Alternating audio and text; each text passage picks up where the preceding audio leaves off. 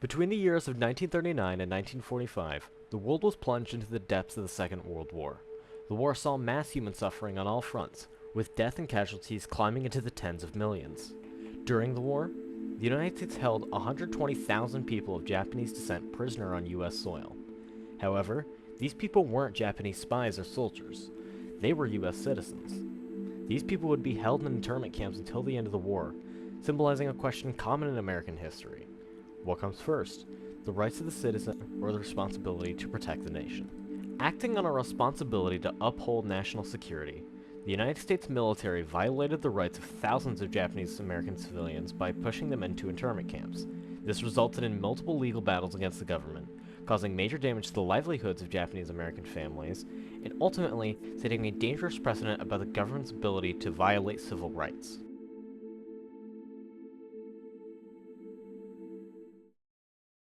To understand the camps better, we need to look back to America in the early 1900s. For decades, Japanese immigrants had come to the West Coast in search of work. This first generation, referred to as the Issei, had amassed to about 17,000 by 1910. However, the early 1900s, and the 1920s in particular, saw a massive wave of anti-immigrant and especially anti-Asian sentiment. The 1913 California Alien Land Law attempted to ban Issei from owning land, and things only amplified when the Immigration Act of 1924 essentially shut off immigration from Asia. However, these immigrants did still get by, with many becoming farmers and successful business owners.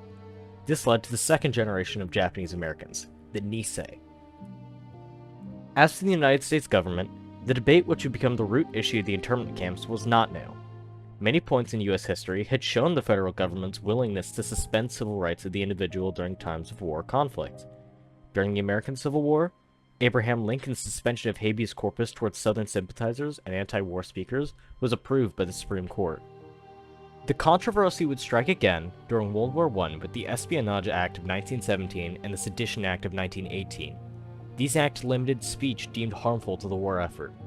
In Schenck v. United States, Socialist Party leader Charles Schenck pleaded his actions of speaking against the draft being protected under the First Amendment.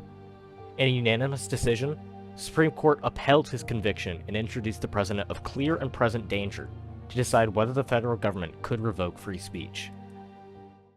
On December 7th, 1941, a date which will live in infamy, these two themes would be put on a collision course.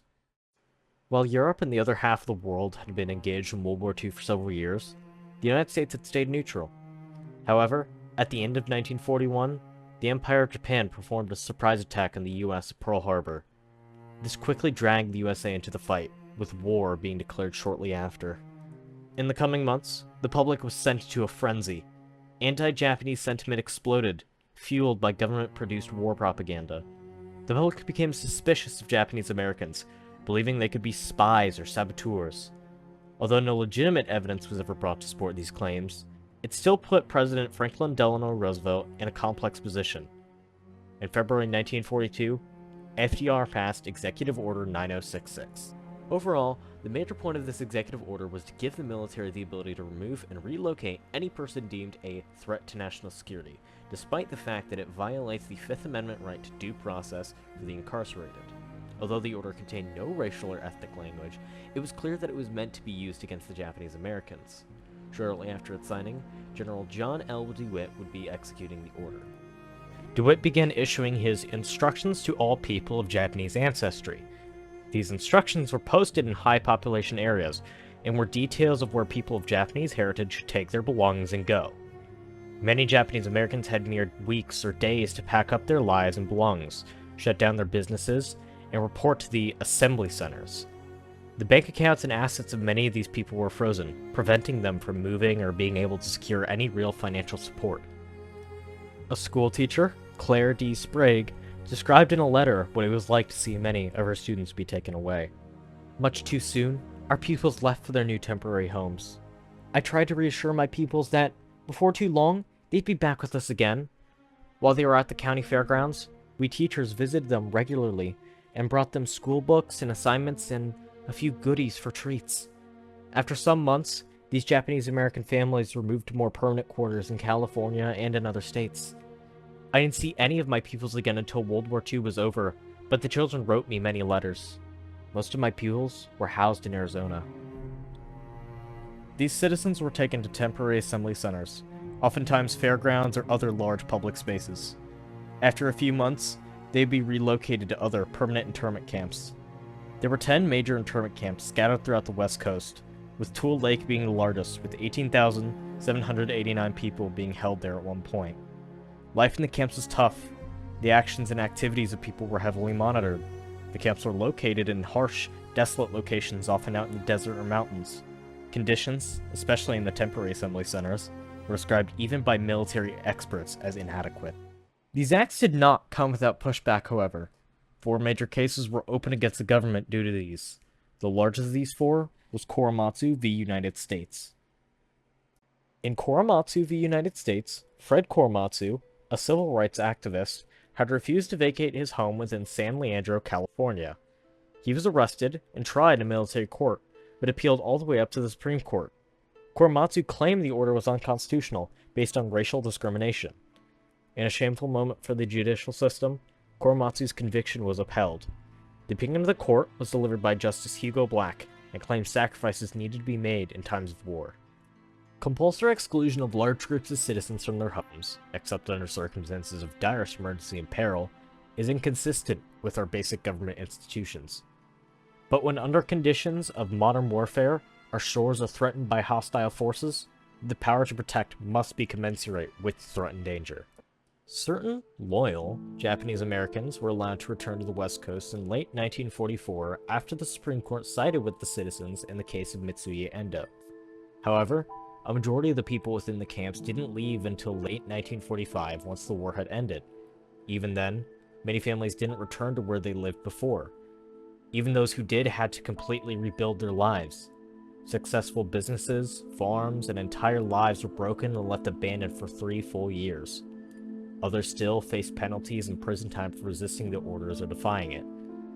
Those who did return didn't have their troubles end either.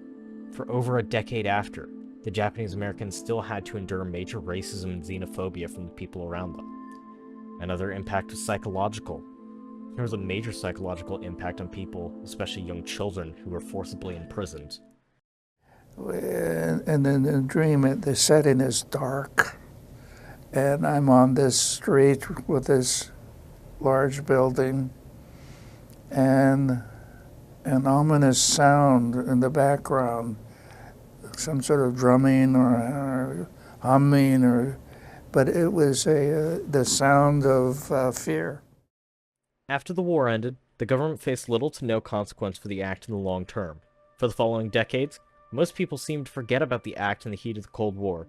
Eventually, after California Congressman Norman Mineta and Hawaii Senator Spark Matsunaga began pushing, the Civil Liberties Act of 1988 was passed by Ronald Reagan.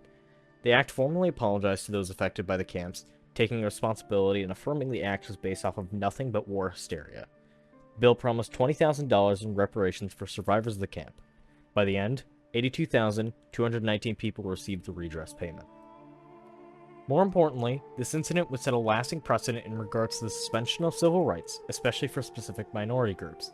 After 9/11, President George W. Bush had passed the Patriot Act.